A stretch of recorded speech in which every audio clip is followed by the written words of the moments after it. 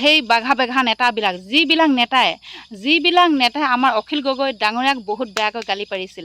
যিহেতু অখিল গগৈ ডাঙৰীয়া সদন এটাত আমাৰ হিলাই দিছিল যে বিজেপি চৰিত্ৰ উদঙাইছিল। সেই আৰু যিটো চৰিত্ৰ তেওঁলোকৰ কূটনীতি যিবিলাক উদঙাই দিছিল সেইবিলাক ঠিকেই কৰিছিল, কিন্তু তেওঁ লাজ পায়, তেওঁলোকে ডাঙৰ নেতাবিলাকে লাজ পায়। লাষ্টত অখিল গগৈ ডাঙৰকে পাগল কয়, ফটুৱামি কৰে, চুমা বাবা বুলি কয়। সেই চুমা বাবাজন আজি কি কৰি আছে চাওক। তেওঁ ইমান ধুনীয়াকৈ ৰাইজৰ বাবে কাম কৰি আছে, কিন্তু আপোনালোকে কি কৰিছে? আপোনালোকৰতো ইমান দিনৰ পিছতে আপোনালোকে ওলাই আহিছে। আপোনালোকে কি কৰিছে? অখিল গগৈ ডাঙৰীয়া ইমান ভাল কাম কৰিছে, বা দিব লাগিব। তেওঁ যিহেতু মাতৃও ঢুকাইছে, 1 মাহ হৈছে, আৰু তেওঁলোকৰ ঘৰখন তেওঁ নিজৰ ঘৰে বানত ডুব খাই গৈছে, কিন্তু তেওঁ নিজৰ কথা নাভাবি ৰাইজৰ কথা ভাবিয়ে তেওঁলোকে ওলাই আহিছে। তেওঁৰ নিচিনা মানুহ এজনক নেক্সট আমি মুখ্যমন্ত্ৰী হিচাপে বিচাৰিব লাগে, কাৰণ তেওঁ ইমান ভাল কাম কৰিছে। সেই মানুহজনক আমি যদি নুঠাওঁ তেতিয়াহ'লে কিন্তু বহুত ডাঙৰ ভুল কৰা হ'ব, আমাৰ ৰাইজৰ ভুল কৰা হ'ব। এতিয়া বহুত ৰাইজে এতিয়া মানে ভাবিছে, কান্দিছে যে আমি কিয় বিজেপিক ভোট দিলোঁ, কিয় আমি উঠালোঁ। কাৰণ তেওঁলোকে এতিয়া এই বান আক্ৰান্ত ৰাইজৰ লগত নাই। তেওঁলোকে এতিয়া আহিছে, এতিয়াতো দেখো একো লাভ নাই। এতিয়াতো বহুত ৰাইজে, অসমৰ ৰাইজে সহায় কৰিছে, বহুত ৰাইজে সহায় কৰিছে। এতিয়াতো তেওঁলোকে গৈও লাভ নাই। ইয়াতে কিছুমান কথা কওঁ, কাৰণ যেতিয়া অখিল গগৈ ডাঙৰীয়াক মানুহে হাঁহে, কিছুমান নেতাই হাঁহে যে অখিল গগৈ ডাঙৰীয়াক মানুহ নি বুলি কয়, পাগল কয়, ফটুৱামি কয়, চুমা বাবা, সেইটো লাজ নাই, শৰম নাই বুলি কয়। কিন্তু সেই মানুহজনক যে ৰাইজৰ বাবে কিমান ডাঙৰ ভাল কাম কৰিছে, দিন ৰাত একাকাৰ কৰি নিজৰ গাৰ ঘাম পানীত পেলাই তেওঁলোকে ইমান ধুনীয়া কাম কৰিছে। সেই মানুহজনক তেওঁলোকে পাগল কয়, কাৰণ তেওঁলোকেতো লাজ পাইছে যে তেওঁলোকে যে কি কৰিব পাৰিছে, আমাৰ যে অখিল গগৈ ডাঙৰীয়াই কি নাই কৰা। সেইকাৰণে তেওঁলোকে লাজ পায়, ৰাইজৰ আগত ক'বলৈ লাজ কৰে। এতিয়া যিহেতু মুখ্যমন্ত্ৰী ইয়াতে চাওক, এতিয়া কিমান দিনৰ মূৰত গৈছে, তেওঁলোকে যি হ'লেও সহায় কৰিছে, কিন্তু সেই সহায়ে নহ'ব।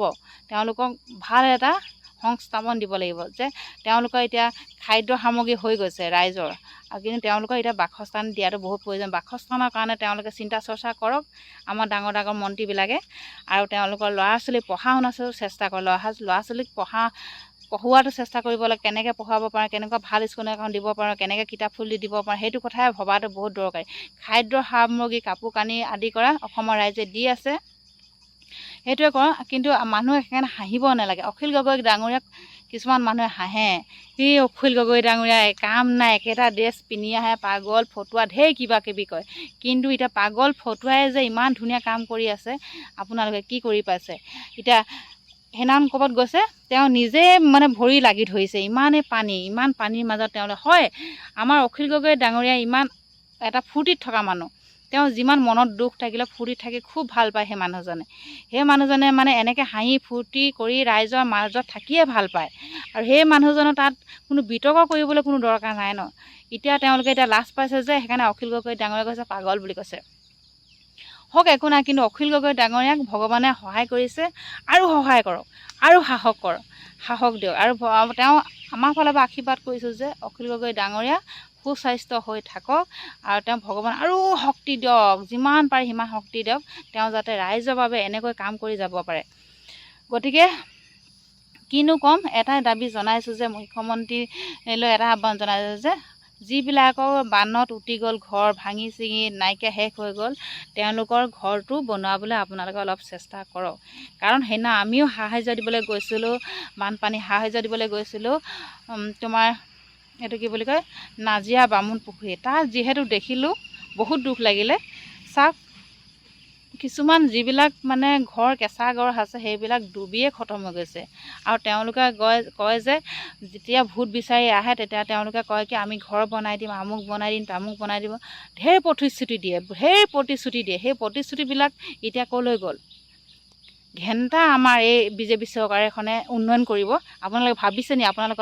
আপোনালোকক টুপি পিন্ধাই থাকে, এতিয়া যে 9,000 10,000, এতিয়া আগতে কিমান নিৰ্বাচনৰ আগত বহুত পইচা দিলে, 9,000কে একদম গোটাগুটি দিলে। এতিয়া কি হ'ল? 3 মাহ 4 মাহ বন্ধ হৈ আছে, সেইবিলাক ক'লৈ গ'ল? মানুহবোৰে, অসমৰ ৰাইজে কিছুমানে বুজি নাপায়, চিনি নাপায়, 2 এটকা পইচা লোভত তেওঁলোকে নিজকে মানে নিজকে কি কৰি পেলাই নিজৰ দুটকা পইচাৰ কাৰণে মানে তেওঁলোকে কি কৰিলে চৰকাৰখনে সলাই দিলে।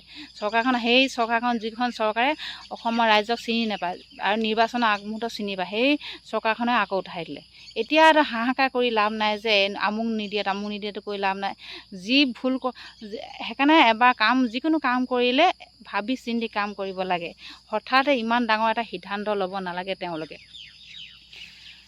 যিহেতু অখিল গগৈ ডাঙৰীয়াক আশীৰ্বাদ কৰিছোঁ, আৰু যিহেতু আমাৰ অখিল গগৈ ডাঙৰীয়াক দেখি আমাৰ মুখ্যমন্ত্ৰী ডাঙৰীয়া মূৰৰ চুলি ডাল হৈ গৈছে তেওঁলোকৰ মাজত। আৰু কেইদিনমানৰ পিছত এনেকুৱা মানে যুদ্ধ হ'ব নহয় দুয়োৰে মাজত, যে তই কি কৰিছ মই কি কৰিছোঁ বুলি। তেওঁলোকৰ মাজতে যুদ্ধ হৈয়ে থাকে, সদনটো হিলাই থাকে। আমাৰতো একদম অখিল গগৈ ডাঙৰীয়া পূৰা সদনত হিলাই দিয়ে, আপোনালোকে নিশ্চয় দেখিছে। গতিকে আৰু লাগি থাকক তেওঁলোকে। আৰু কিন্তু অখিল গগৈ ডাঙৰীয়াক কিন্তু তেওঁৰ কামত আমি চেলুট জনাইছোঁ, চেলুট। তেওঁৰ কাম ইমান ধুনীয়াকৈ কাম কৰি আছে আৰু বহুত ভাল লাগিছে। এনেকৈ ৰাইজৰ পৰা আপুনি ওলাই যাওক, আৰু সাহস দিছোঁ আমাৰ ৰাইজৰ ফালৰ পৰা। এনেওতো আপোনালোকে আশীৰ্বাদ পায়ে আছে বাৰু, কোটি কোটি ৰাইজে আশীৰ্বাদ দিছে, সাহস দিছে, মৰম চেনেহ কৰিছে। আপোনালোকে এনেকৈ আগুৱাই যাওক আৰু ভাল কাম কৰি যাওক। গতিকে মানুহে যদি মানুহৰ বাবে ওলাই নাহে তেতিয়াহ'লে কোন আহিব? এতিয়া আমাৰ অসমখনক এতিয়া গোটেই অসমৰ বাহিৰৰ মানুহে বাহ দিছে যে এনেকুৱা ৰাইজ লাগে, ইমান ধুনীয়াকৈ ৰাইজে চাইছে মেলিছে বুলি কৈছে। সেইটোৱে আমাৰ বাবে বহুত ডাঙৰ কথা।